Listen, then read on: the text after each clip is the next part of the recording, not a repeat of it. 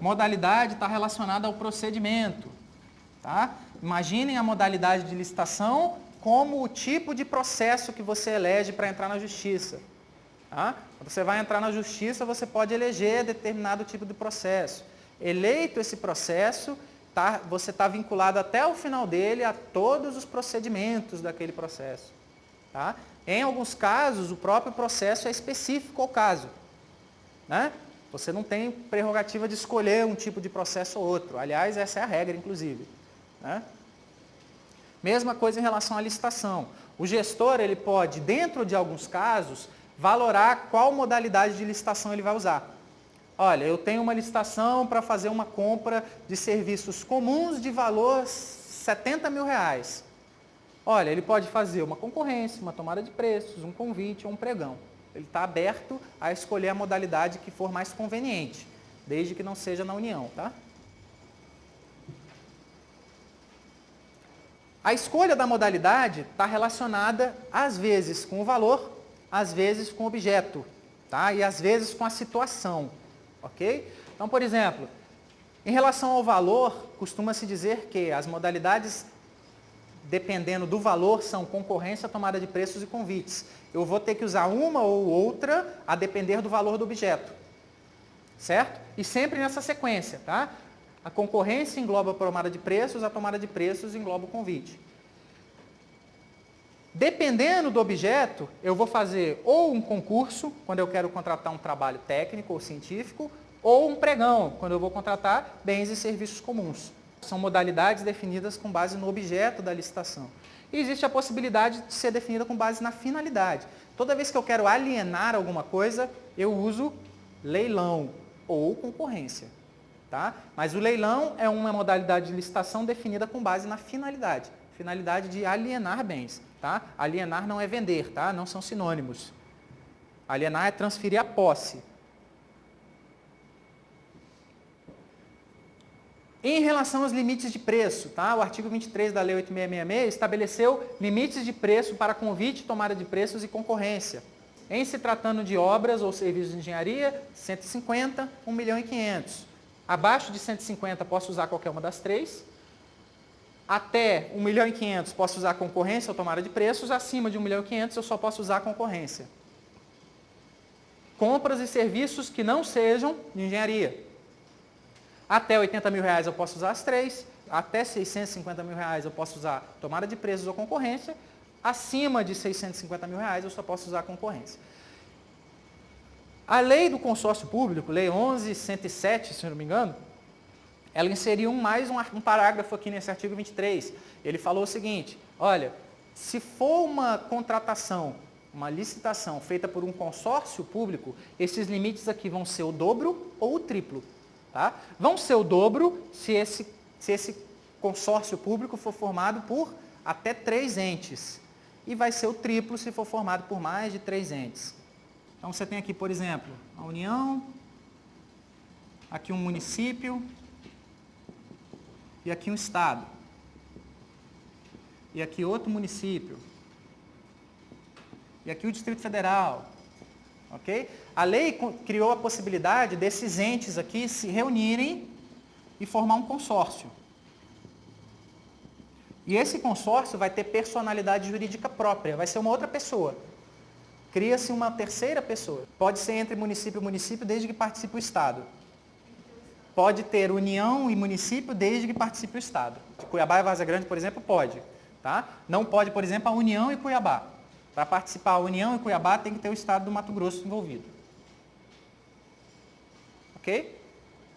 Então, cria-se uma terceira pessoa jurídica, que a gente chama de consórcio público. Tá? E se esse consórcio envolver, foi criada como pessoa jurídica de direito público, lá na hora que se aprovar o protocolo de intenções dela, ela vai integrar a administração indireta de todo mundo. Né? Ok? Então, essa pessoa jurídica aqui, ela forma uma pessoa jurídica diferente das outras todas, ela tem prerrogativas na hora de fazer a licitação. É isso que a lei colocou. Na hora dela fazer a licitação, ela pode fazer o convite até o dobro do valor. Então, ela, por exemplo, pode fazer um convite até R$300 mil, se for um consórcio de até 3 entes. Então, por exemplo, se envolve União, um Estado e um município, são 3 entes, né? Então, nesse caso, esse consórcio aqui pode fazer com até o dobro do valor. Se envolvesse mais um, por exemplo, Distrito Federal, aí já são mais do que 3, o valor é o triplo. Então, ele poderia fazer com até 450 mil, ele pode fazer convite. Então, foi uma flexibilização que se deu para esse consórcio poder fazer contratações mais céleres, tá? Ter mais eficiência para a finalidade que ele foi criado. Hoje em dia, a União faz convênio com os municípios por intermédio do Ministério das Cidades, né?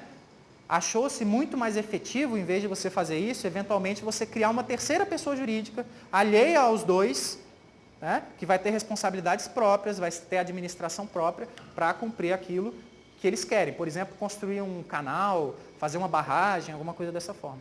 Existe uma coisa chamada obrigatoriedade de parcelamento do objeto. Tá? Cuidado, não é o objeto que é proibido parcelar, é proibido parcelar a despesa. Tá? A lei falou o seguinte, ó, na medida do possível, a gente deve dividir o objeto em quantas partes forem possíveis, desde que você não perca a economia de escala. Certo? Então, por exemplo, se eu posso fazer, eu quero construir 1000 casas. Se eu dividisse isso aqui em 1000 lotes, lote de licitação, tá? Não terreno. 1000 lotes de uma casa, provavelmente eu estaria perdendo economia de escala. Ok? Agora, nada impede que eu faça lotes de 250 casas. Ok? Nesse caso, eu vou estar permitindo que menores empresas consigam fazer essa obra. Tá? Então, a ideia é, na medida do possível, eu vou fazer divisão em lotes. Aí, nesse caso, numa mesma licitação, eu vou ter o vencedor do lote 1, o vencedor do lote 2, o vencedor do lote 3. E aí, eu vou fazer um contrato só? Depois eu vou fazer um contrato só? O cara ganhou o lote 1, o outro ganhou o lote 2, o outro ganhou o lote 3. É uma mesma licitação, tá? Eu vou fazer um contrato só ou eu vou fazer um contrato para cada um? Um para cada um, tá? Por quê? Intuito persone, tá? O contrato é pessoal. Então, eu vou fazer um contrato com cada pessoa.